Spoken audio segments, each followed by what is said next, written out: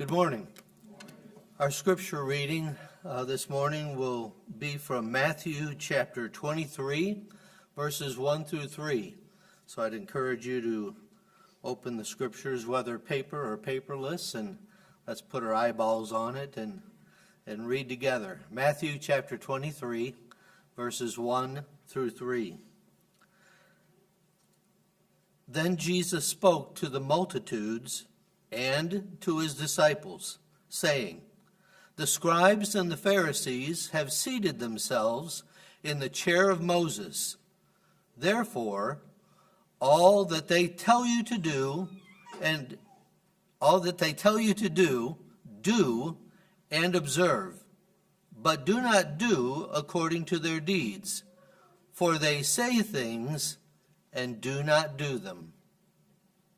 Tom, come and preach the word.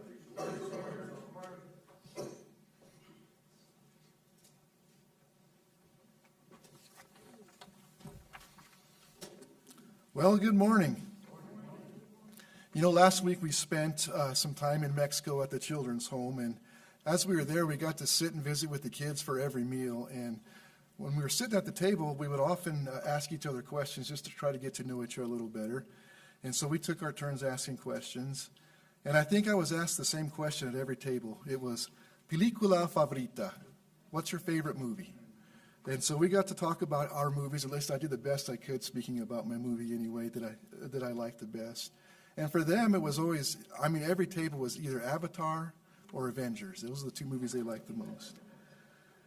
Some actors, they go into great lengths for their audience's entertainment.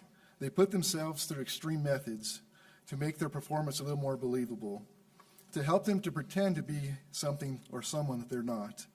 They call this method acting.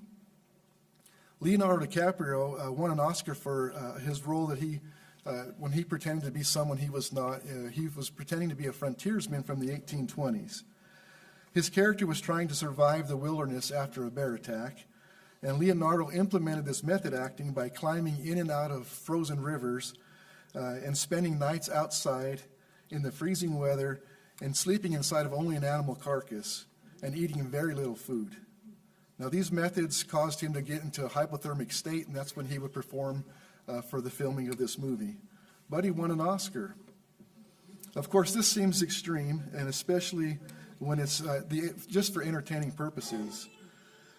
But we might say that it's worth it because of his good acting. But what about when you pretend to be someone you're not, and it's out of fear instead of out of entertainment? Maybe like David did in 1 Samuel 21. You remember David was fleeing from King Saul here, and he went to the king of Gath, to the Philistines, to his enemies to flee because he was afraid of Saul. But the king's servants recognized David, and they were saying to each other, "Isn't this the king of the land? Isn't this the one they sing about? Saul has slain his thousands, David his tens of thousands." And the scripture says when David heard this, he was very much afraid. So he pretended to be insane. He pretended to be a madman, clawing marks in the gate door and letting saliva run down his beard and drip off onto the ground. Again, it's one thing to go to great lengths to pretend to be someone you're not for the purpose of entertainment like Leonardo DiCaprio did. But it's a whole other situation when you're motivated out of fear, maybe even fear for your life. But what about pretending to be someone you're not out of an impure motive, just to deceive another person? Like Rebecca and Jacob when they came up with the scheme to trick Isaac into giving Esau's birthright to Jacob. They prepared a meal for Isaac, even got him into costume by putting Jacob's hands and arms in goat skins, all in an effort to deceive Isaac. In this case, we all would call such a person as dishonest, I'm sure. We might even say their behavior is crafty, it's phony, deceitful, even two-faced. Well, that brings us to Matthew 23. Jesus is going to address this exact kind of behavior here, and he will call these Jewish leaders hypocrites because they were pretending to be someone that they were not. And that was out of an evil motive. They were being two-faced. Today we're going to continue to spend time in the final week of Jesus' life, as we have earlier this week in chapel.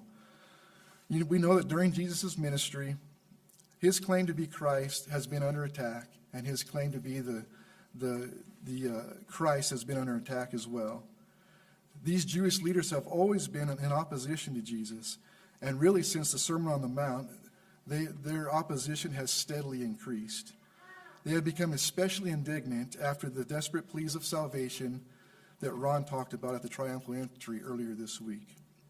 In fact, they conspire to take turns in confronting Jesus, confronting him with questions to undermine his authority and his claim to be the Christ. You remember the questions. Is it lawful to pay taxes to Caesar? The Pharisees would ask. Interesting question from the Sadducees. In the resurrection, whose wife of the seven will she be? And of course, from the teachers of the law, Teacher, what is the greatest commandment in the law? And no doubt Jesus was completely aware of this evil scheme that they had. However, Jesus was also aware that this would be his last visit to Jerusalem. He knows that his time has come to fulfill what he has planned from eternity, the scheme of redemption. Here in Matthew 23, Jesus will issue warnings to three different groups of people. In the first 12 verses, he's going to issue a warning to the crowds and his disciples. In verses 13 through 33, he addresses a different group of people with a different issue, and that is the Jewish leaders, the scribes and the Pharisees. And finally, in verse 34 through the end of the chapter, Jesus will address the whole nation of Israel as a group.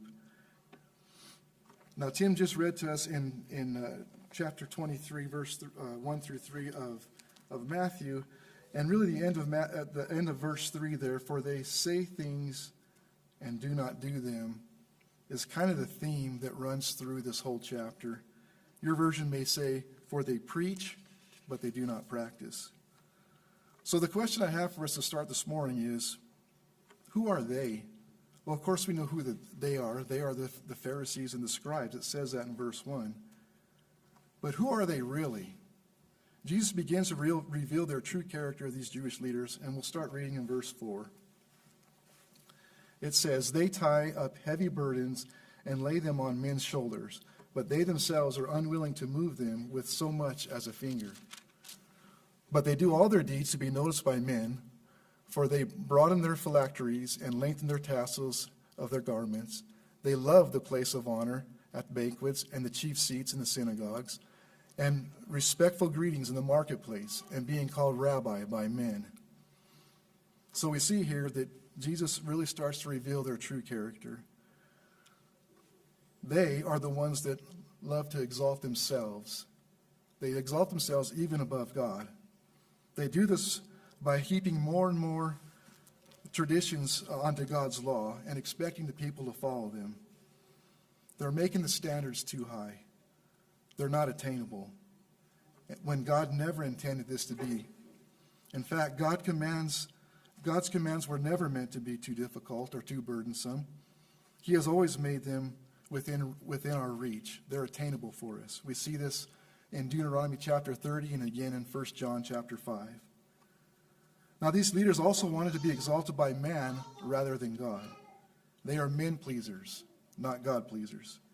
Everything they do was to be noticed by others, to be seen by men. They are full of pride.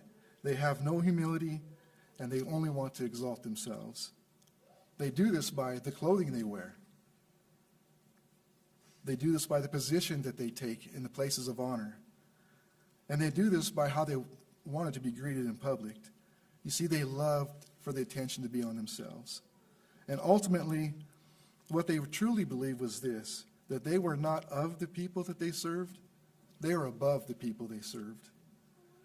And so, as Jesus, in verses 8 through 11, which we'll read here, begins his warning to this first group of people, to the crowds that were following him, about who is really supposed to be exalted, and it's certainly not the Jewish leaders. Verse 8, but do not be called rabbi, for one is your teacher, and you are all brothers. Do not call anyone on earth your father, for one is Father, and is he who is in heaven. Do not be called leaders, For one is your leader, and that is Christ. But the greatest among you shall be your servant. The greatest among you shall be your servant. Jesus says here that the only ones that are due this kind of exaltation is not the Jewish leaders. It's only Jesus and the Father. And he also says here, but if you want to be great, then you must be a servant. And then he comes to the bottom line of this first warning in verse 12 here, and he says, whoever exalts himself will be humbled, and whoever humbles himself will be exalted. So the warning, be humble. The Jewish leaders were anything but humble. Now, as we transition to this next group of people, I couldn't help but use a verse from Proverbs 29 here. It says this, pride ends in humiliation, while humility brings honor. Jesus is about to bring some humiliation on these Jewish leaders instead of honor, and it's all because of their pride. He's about to use some strong language. And you'll notice here when we start reading that he's going to use the word woe several times. And he'll use it in the same way the prophets did as they began to pronounce judgment against individuals and against nations. Jesus is about to pronounce judgment on these Jewish leaders. Give me my throat. I got to get a drink of water, sorry.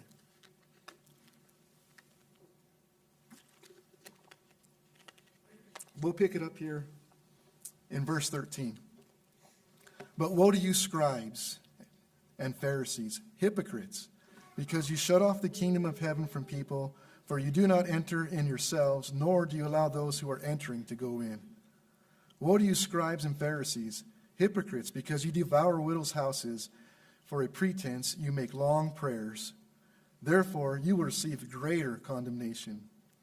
Woe to you, scribes and Pharisees, hypocrites, because you travel around on sea and land to make a proselyte.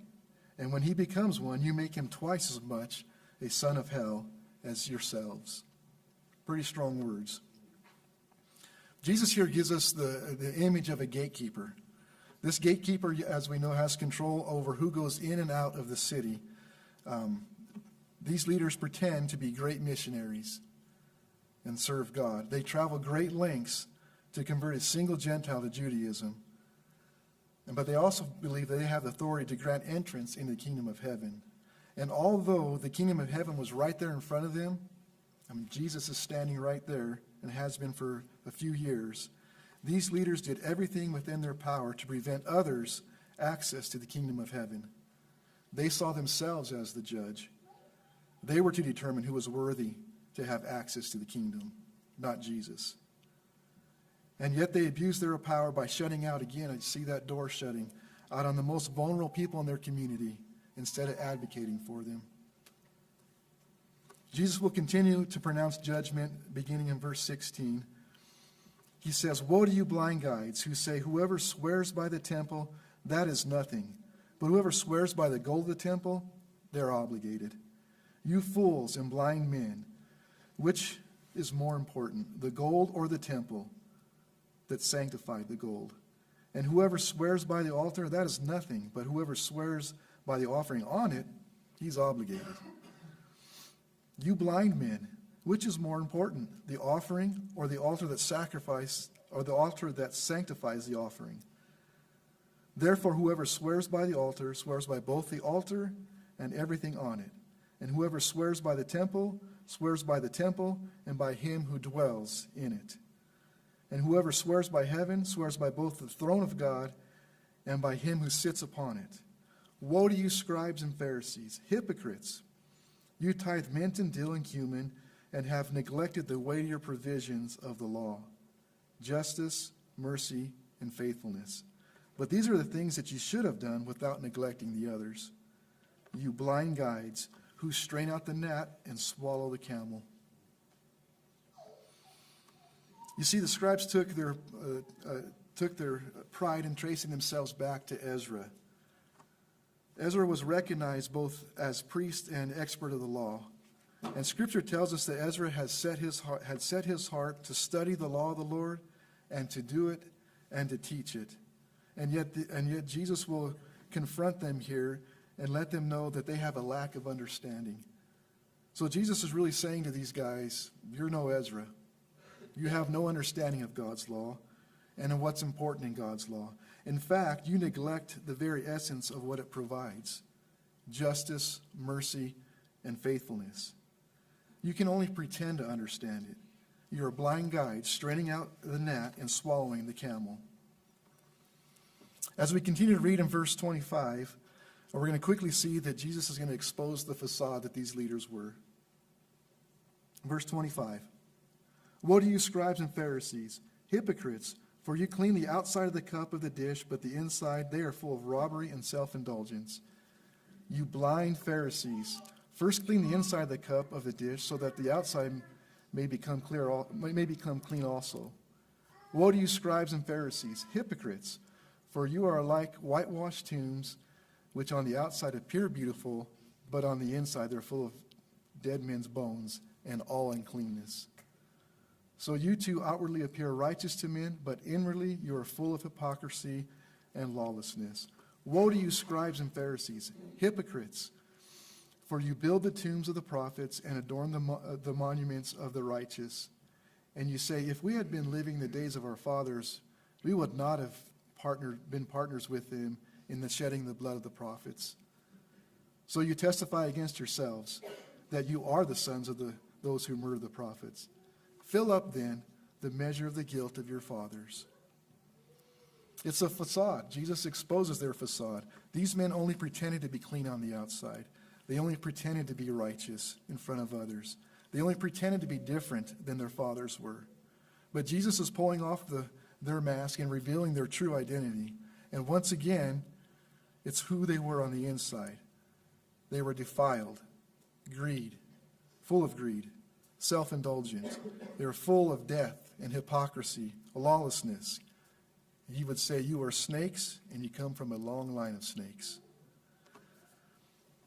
It's at this point when Jesus asked them the final question of this chapter, and it's where we find the warning. It's in verse 33, and he says, you serpents, you brood of vipers, here's the question: how will you escape the sentence of hell? In effect, what Jesus is saying here is hypocrites won't escape being condemned to hell. And they were hypocrites. They were pretending to be someone they were not. And that's the warning that's issued to this group of leaders here. Because you preach, but you don't practice, you're condemned to hell. Pretty strong words, a pretty strong warning. The end of this chapter kind of it changes tones just a little bit here with Jesus.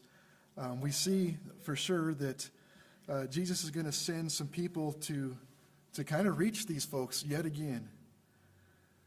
And although Jesus may send many people out to reach this time, again, the nation of Israel, they're going to reject him. They're going to treat him just as they had all the prophets before. And they're going to treat them just as they're about to treat Jesus here in a few days. It's with a heartbroken cry and his lamentation for the city of Jerusalem that Jesus pronounces the final warning, the judgment that would come and visit upon this nation. It's in verse 38. And it says, behold, your house is being left to you desolate. Of course, that's part of the lesson that Matt taught yesterday. And I also believe that Jesus is referring to the destruction of the temple and the nation of Israel by the Romans in AD 70. But we see that Jesus still, even in all this, is brokenhearted over the lost. So I'm going to give us the big picture maybe of this lesson this morning, and I hope that you'll take this away from this. Take God at his word, all of his word, including warnings. Remember what God said in Isaiah 55? He said, so shall my word be that goes out from my mouth. It shall not return to me empty, but it shall accomplish that which I purpose, and it shall succeed in the thing for which I sent it. If you couple that passage with what David writes in Psalm 19, I think it's pretty powerful. Psalm 19, verse 10, your words are more precious than gold, than much pure gold. They are sweeter than honey from the honeycomb. By them your servant is warned, and in keeping them there is great reward.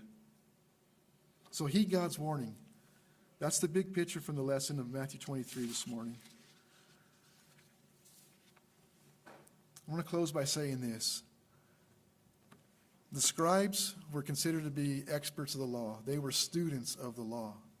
As I look out among chapel this morning, I see students of the Word. You will all serve God's people by providing an explanation of His Word, by understanding and describing His will for their everyday life, for training them to be disciples, and for spreading the gospel to the lost. Whatever ministry you serve in, whether it's in preaching, women's ministry, missions, family and youth ministry, Christian interpretation, whether you're an instructor at Sunset, whether you are a senior AIM, whether you're in the AIM field serving as an aimer there, serve Him well. Serve Him with humility. As I was walking up to the podium this morning, you charged me to preach the Word. As I leave the podium this morning, I want to charge you to not only preach the Word, I want to charge you, do not pretend what you preach. Rather, practice what you preach.